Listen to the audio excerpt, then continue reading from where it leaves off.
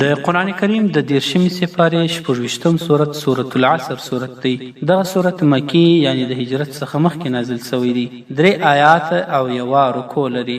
بسم الله الرحمن الرحیم.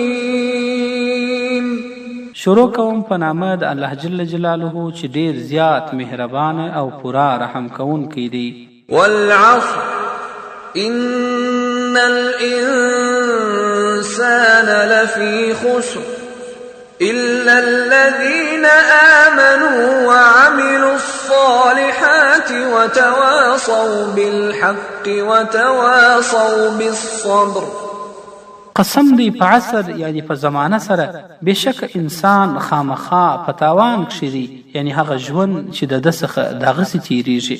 مګر نه دي تاوانیان هغه کسان چې ایمان یې راوړی وي دی او عمل یې کړی وي نیک یعنی ښه صالح عمل، او نصیحت یې کړی وي یو د بل سره د حق دین په باره کښې، او نصیحت یې کړی وي یو د بل سره د صبر